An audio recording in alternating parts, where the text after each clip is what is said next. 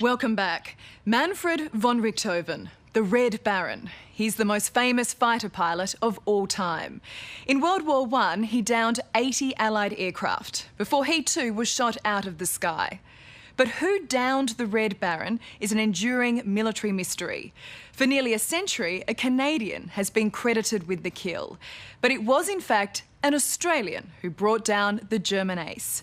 Which Australian is a harder question. The Somme in France. Today it's peaceful and picturesque. But in April 1918, 1,000 Australian soldiers were doggedly defending this section of the Western Front against the last great German offensive of the war. And in the skies above, the battle raged daily.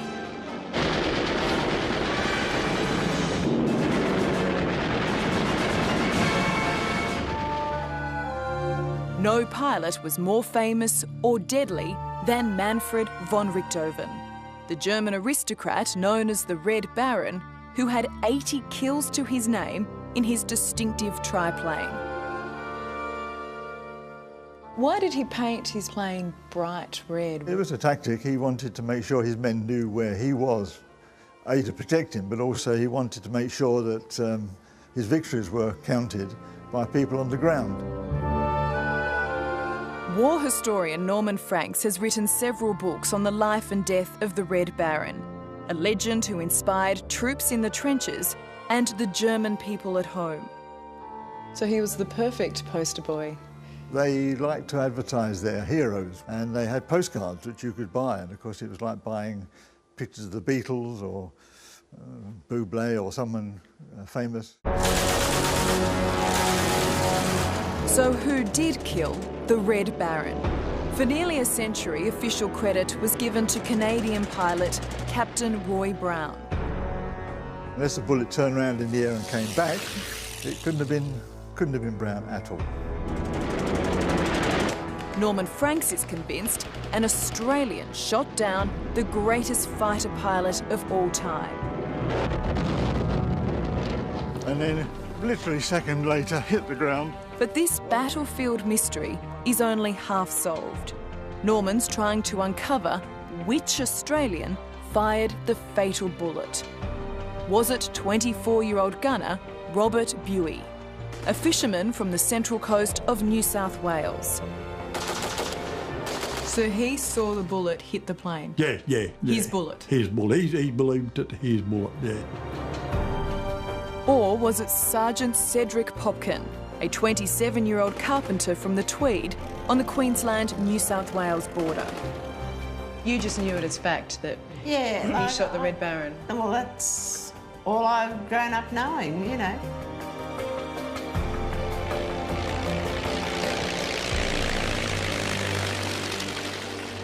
On April 21, 1918, 1,000 Australian troops were manning this section of the front. As the mist slowly lifted, some were relaxing in their trenches, while others were queuing for lunch in one of the field kitchens just hidden beneath the tree line. When word came through that a German plane had crossed Allied lines and was heading their way. Gunner Robert Buey, who was on cooking duties that day, was ordered to drop the dishes and man a machine gun. Well, on this ridge here, Sergeant Cedric Popkin swung his machine gun down the valley floor. Just moments earlier, in a fierce dogfight over the front line, the Red Baron sees an inexperienced Allied pilot break away from the pack. He gives chase, breaking his own rules. He never chased Allied planes over the lines, which he did on this occasion. He never got down that low. He never pursued an enemy. He had two guns which were giving him problems. He should have gone home. Canadian pilot Captain Roy Brown notices the Allied plane under attack. He dives from the clouds, firing a short burst before being forced to pull out, which according to historian Norman Franks means Brown couldn't have shot down the Red Baron. He only fired to distract the German. He never claimed to have shot down the Red Baron in any event. So why do so many people want to see Brown be given the credit for this? Well, the propaganda it war? sounds logical. The RAF killed the Red Baron. It's much better than some Tommy in a trench, you know, with a cigarette in his mouth. The Tommies in the trench are actually Australians, including Robert Buey and Cedric Popkin, who jumped to their guns when told a German plane was coming their way. They could hear the planes coming. Then round the bend of the river, they saw one of their own, and on its tail, a flash of red. Can you imagine their surprise when they realised this was no ordinary German plane? This was the Red Baron himself.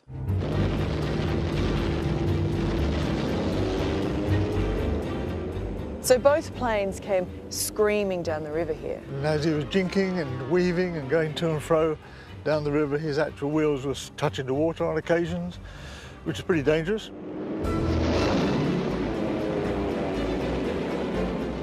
The two planes continue along the river, but Manfred's guns jam and he's now under heavy ground fire. Everybody was firing away from slit trenches and little posts. Over there were machine guns. So it was mayhem. Well, yeah, everybody's having a go. The Red Baron decides to turn back. That's when gunner Robert Buey fires head-on at the German triplane. And moments later, Sergeant Cedric Popkin takes his chance, firing at the plane's right side. Came back round, over, up over here, firing from over here, and hit the ground. So this is where the great Red Baron, the man who had 80 kills to his name, died. Died here, yeah, exactly right. And his final words? I am finished. I'm dust kaput. He knew he'd had it. He was passing out, but within seconds he was down, and he knew that it was the end. It may have been the end of the Red Baron, but it was the beginning of a century-long military mystery over who brought him down. He was very confident that he'd shot the Red Baron down, but I don't think he ever sought any sort of recognition, but he always... Yolanda Stewart is Sergeant Cedric Popkin's daughter.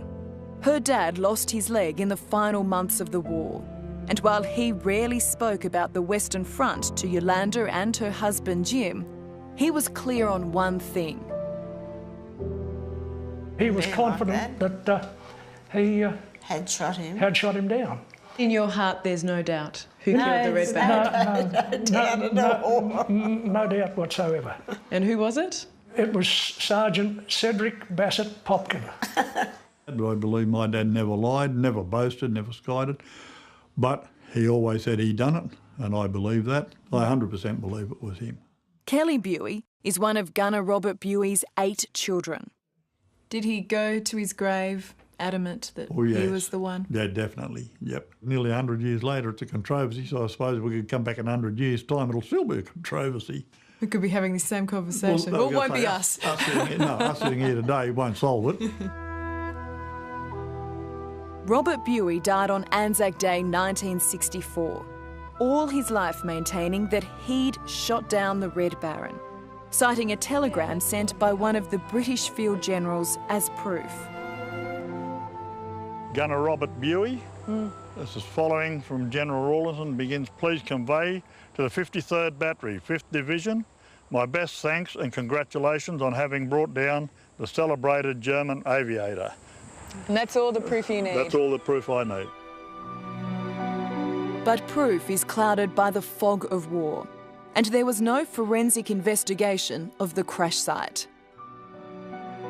As soon as they realised who it was, of course, the souvenir hunters were there ripping the place apart, taking shreds of all this stuff, bits of pieces, a bit of tubular. The Australians didn't leave a lot behind, but what did survive was the rotary engine of his Fokker DR-1. The Australians really got themselves going on it and ripped the thing asunder. Those thieving Aussies.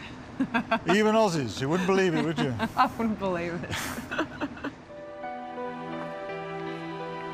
But our soldiers showed von Richthofen great respect in death. His body was taken to the Australian Air Base, and after a basic autopsy, he was buried the next day at Betong Cemetery. Australian airmen served as his pallbearers. This incredible vision from April 22, 1918 shows that he was given a funeral with full military honours.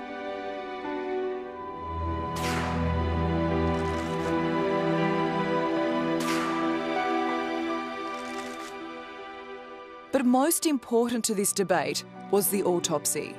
While the paperwork supports Buey's claims, the autopsy supports Popkin. Von Richthofen was shot from below and from the right. Do you think the fatal shot was fired when he was sort of in the air, just coming up over this He just sort of cleared the region coming towards here. A lot of fire coming from over there and over here, but he was only hit once, one bullet from the right side. So it's got to be someone over here. So who do you think killed the Red Baron? Well, logically, it could be Popkin because he had the best chance.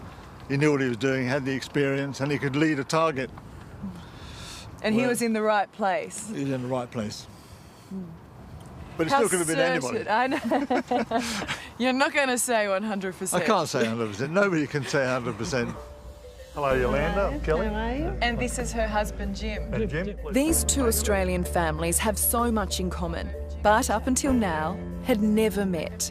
That's right. In my heart, I we'll believe never my know. dad done it, and you believe your dad done it, and that's what it is. That's correct. Kelly, Yolanda and her husband Jim meet at Coolangatta on the New South Wales-Queensland border, a world away from where their fathers waged war against the Germans on the battlefield. So who shot down the Red Baron, Germany's World War I ace, almost 100 years ago? If the war historians don't know for certain, what chance do we have? But we do know it was an Australian, and it was one of your dads. That's right. It was an Australian, it was a ground gunner. It did not come from an aeroplane. Well, I say we toast to your dads and to the Red Baron. Same here. Same here to everyone.